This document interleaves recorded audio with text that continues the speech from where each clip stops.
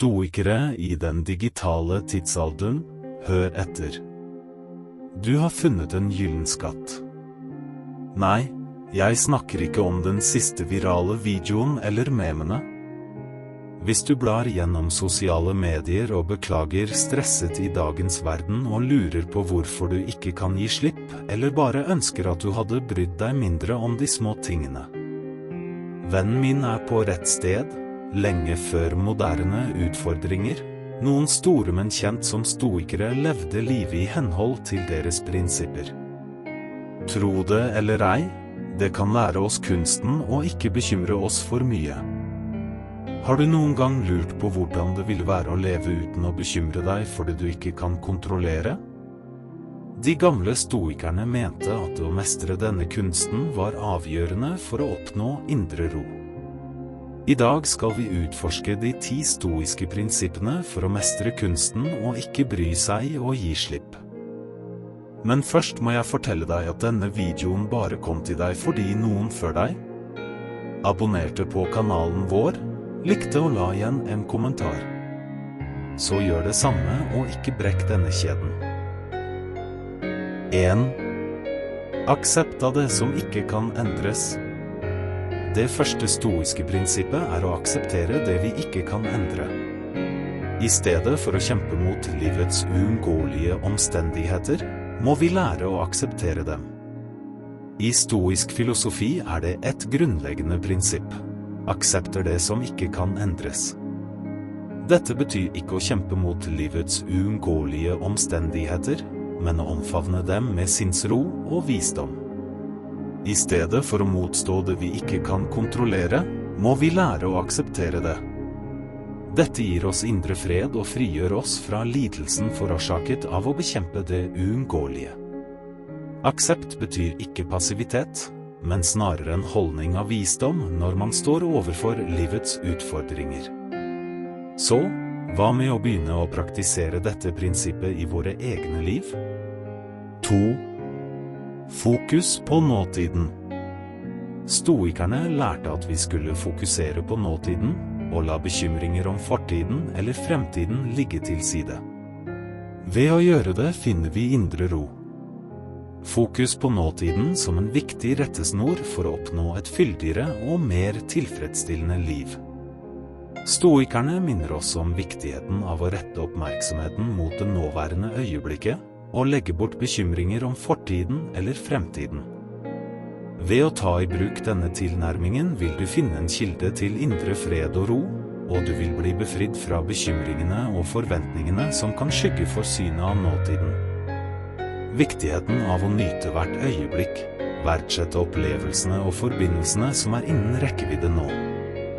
Denne praksisen vil tillate oss å leve mer autentisk og fullstendig, og virkelig nyte livets reise.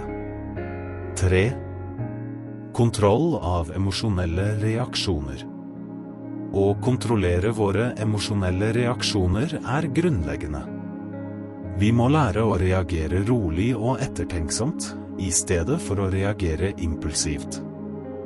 Kontrollere følelsesmessige reaksjoner som en essensiell ferdighet for et balansert og harmonisk liv.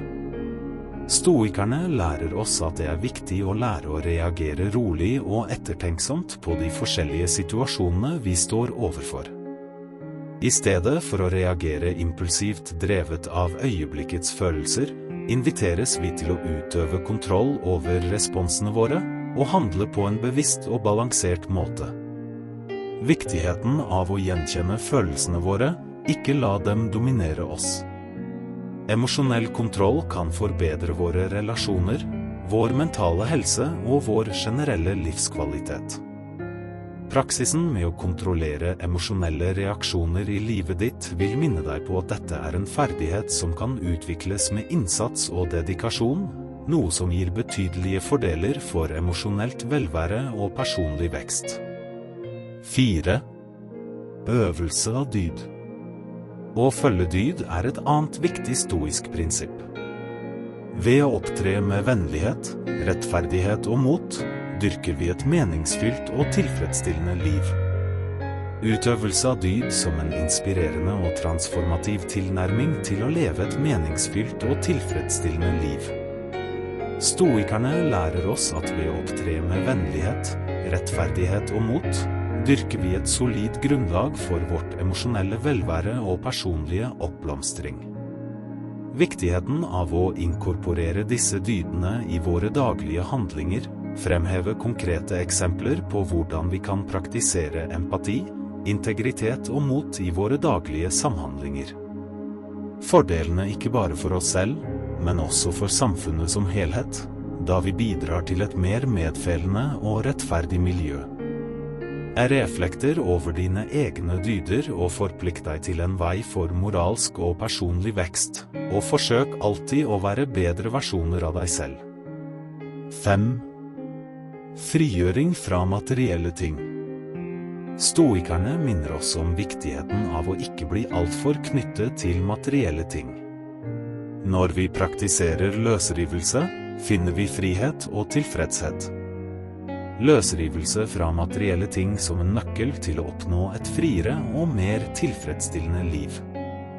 Stoikerne minner oss om viktigheten av å ikke bli overdrevet knyttet til materielle goder, da denne typen tilknytning kan føre til lidelse og misnøye. Frigjøring lar oss finne større følelsesmessig frihet og tilfredshet, ved å frigjøre oss fra behovet for å søke lykke gjennom akkumulering av materielle goder. Jeg vil trekke frem konkrete eksempler på hvordan vi kan praktisere løsrivelse fra hverdagen, og verdsette opplevelser og relasjoner mer enn materielle eiendeler.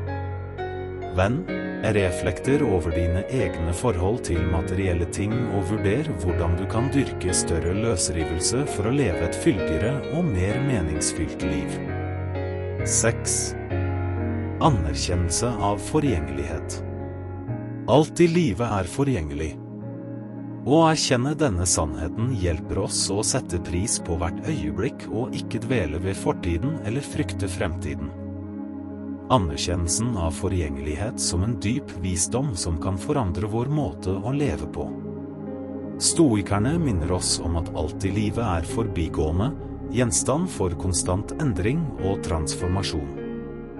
Ved å akseptere denne sannheten, vil du være i stand til å verdsette hvert øyeblikk mer intenst, ettersom du vil forstå at ingenting varer evig. Lev fullt ut i det nåværende øyeblikket, sett pris på opplevelsene og relasjonene vi har her og nå.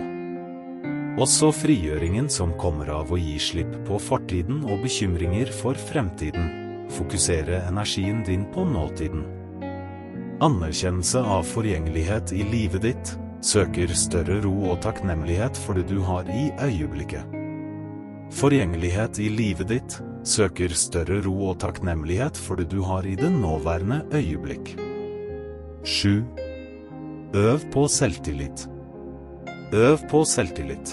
For å finne lykke blir vi mer robuste i møte med motgang. Stoikerne verdsatte selvtillit. Når vi lærer å stole på oss selv.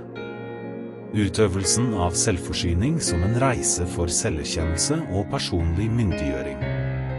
Stoikerne lærer oss å verdsette evnen til å stole på oss selv for å finne lykke og møte livets motgang. Viktigheten av å utvikle praktiske ferdigheter, dyrke en veksttankegang og søke selvrefleksjon som måter å bli mer selvforsynt med. Denne praksisen gjør deg mer robust, siden den lar deg finne en indre kilde til tilfredshet og kontroll over livene dine. Reflekter over dine egne evner og se etter måter å dyrke selvforsyning i livet ditt, og husk at dette er en vei til en mer selvstendig og tilfredsstillende liv. 8. Lær av feil. Å gjøre feil er menneskelig. Ved å akseptere våre feil og lære av dem, vokser vi og blir bedre versjoner av oss selv. Å lære av feil som en vesentlig del av den menneskelige reisen. Stoikerne lærer oss at å gjøre feil er uunngåelig og menneskelig, men sann vekst kommer fra å akseptere våre feil og lære av dem. Viktigheten av å ikke la feil få deg ned, men heller se dem som verdifulle muligheter for læring og personlig vekst. Hvordan du kan gjøre feilene dine om til konstruktive leksjoner, og dermed bli en bedre versjon av deg selv, klokere og mer robust. 9. Takk for det vi har. Å praktisere takknemlighet er avgjørende for å dyrke en positiv tankegang. Når vi gjenkjenner velsignelsene vi har, finner vi tilfredshet selv i de små tingene. Å være takknemlig for det du har er en kraftfull praksis for å dyrke en positiv tankegang og en større takknemlighet for livet. Å gjenkjenne velsignelsene du har, uansett hvor små, hjelper deg å finne tilfredshet og glede i selv de enkleste situasjoner. Ta deg tid til å reflektere over tingene du er takknemlig for i livet ditt, hvordan denne praksisen kan gi en positiv endring i livet ditt perspektiv og følelsesmessig velvære. 10. Aksept av død. Stoikerne minner oss om dødens uunngåelige. Når vi aksepterer denne sannheten, lever vi hver dag med mer intensitet og hensikt.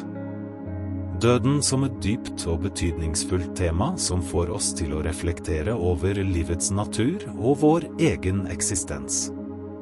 Stoikerne minner oss om det uunngåelige ved denne hendelsen og oppmuntrer oss til å møte den på strak arm og akseptere den som en naturlig del av livssyklusen.